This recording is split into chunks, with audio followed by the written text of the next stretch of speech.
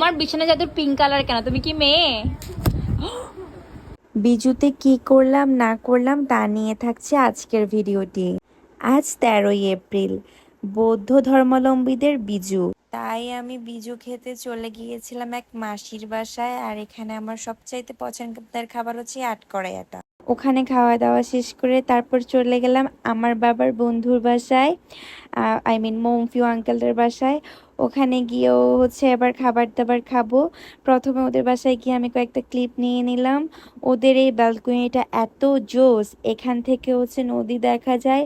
শুধু নদী না, নদীর অপোজিটের যে পাহাড় তাও খুব সুন্দর ভিউ দেখা যায়। তোমরা বরং আমার ভিউই দেখো। এরপরে এই তো ওরা খাবার দাবার দিল, তরমুজ ছিল, দেন বিভিন্ন রকমের পিঠা, বিরিয়ানি, তারপর পাঁচন, আচার সবই ছিল। এটা হচ্ছে পাঁচন, মানে কাঁঠাল, তারপর বিভিন্ন ধরনের সবজি দিয়ে ওরা যেটা রান্না করে সেটাকে ওরা পাঁচন বলে। এরপরে এই তো এখন আমি আরেকটা মাসির বাসায় চলে যাব বিজু খেতে। তারপর মাসির ওখানে যেয়ে দেখা হলো একটা দিদির সাথে। দিদির সাথে আমার অনেক বছর পর দেখা। সেই স্কুল লাইফে দিদির সাথে খুবই ভালো সম্পর্ক ছিল, এখনও আছে, বাট অনেক দিন পর দেখা। আচ্ছা, এবার বলি বিজুটা আসলে কি। বিজুটা হচ্ছে বৌদ্ধ ধর্মাবলম্বীর একটি বড় উৎসব, যেদিন সবাই নতুন জামা কাপড় পরে বিভিন্ন ধরনের খাবার বানায় এবং একজন আরেকজনের বাসায় দাওয়াত খেতে যায়। বলতে পারো বিজুটা বৌদ্ধ ধর্মাবলম্বীদের ঈদের মতো। বিজুর মেন অ্যাট্রাকশনই হচ্ছে আপনার পাঁচন, মিষ্টি, তরমুজ আর পিঠা। মানে এগুলো আপনি যে বাসায় যান না কেন আপনাকে দিবে। কিন্তু সেটা যদি বড়ুয়া বাসা হয় তাহলে আপনাকে তারা আটকড়াইয়া দিবে।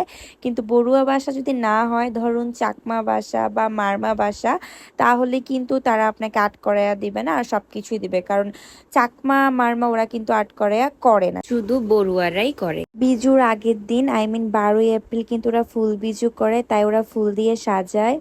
এই তো বিজু টিজু খাওয়া শেষ। এখন আমরা হচ্ছে মাসিদের বাসার পিছনে একটু ঘুরলাম। এখানেও দেখুন নদী, মানে যেদিকে যাবেন সেদিকেই খালি প্রকৃতির ভাইব পাবেন আপনি। এত জোস জায়গা, সব কিছু মিলায় পুরা উফ, অস্থির। তারপর আমি চিন্তা করলাম যে যাই একটু ঘুরে আসি ব্রিজ থেকে। এটাকে না ব্রাজিল ব্রিজ বলে। তারপর হুট করে মাথায় আসলো যে না, একটু কাজিনদেরকে গিয়ে সারপ্রাইজ দেই। তাই চলে গেলাম বড়মার বাসায়। আর বিজুটা যেহেতু এবার ঈদের পরে হয়েছিল, সেহেতু হচ্ছে ঈদে বড়মার বাসায় যাওয়া হয় নাই, তাই বড়মার বাসাও ঘুরে হবে। আমার কলিজার ভাইটা আমাকে দেখে জড়াই ধরছে। তারপর তার কিছুক্ষণ পর আমাকে রিমোট দিয়ে বাড়িও মারছে, যদিও বা আসলে ছোট মানুষ তো, তাই যা করে আমি মেনে নিই, আমি কিছু বলি না ওকে। দেন বড় মা এই তো কত কিছু করলো ভাই, এমনি পেট ভরা, তারপরও জোর করে করে খাওয়াইছে ভাই। মানে কি বলবো, মানে এত খাইছি, মানে আমার রাঙামাটি গেলে আমার ওজনটা খালি বেড়ে যায়, কারণ সারাদিন আমি খাইতে থাকি রাঙামাটি গেলে। তারপর আমার বোন আমাকে চা বানাই দিছে, ওর চা অনেক মজা। তুমি যে অনেকদিন পর বাসায় আসছো, আলাদা একটা আদর যত্ন পাও নাকি আগের মতোই দুধ চাই? হ্যাঁ, কোনো চেঞ্জ নাই? আরে আমার ভাইটা। আমি চা খাচ্ছিলাম আর আমার ছোট ভাইয়ের সাথে খালি দুষ্টামি করতেছিলাম। এরপর বড় মা ডিনার দিয়ে দিল। আর খাবারগুলো এত মজা ছিল। আচারটা বেশি মজা ছিল, সাথে গরু মাংসটা একদম পারফেক্টলি কুকড হয়েছিল। আর কাচ্চিটা তো মারাত্মক। সবাই আবার হাইসেন না কেন আমি মাথায় কাপড় দিয়ে এমনি করতেছি, আসলে আমি নতুন বউ ভাইব নিচ্ছিলাম যে আমি নতুন বউ। যাই হোক, এরপর বাসায় চলে আসছি, টাটা।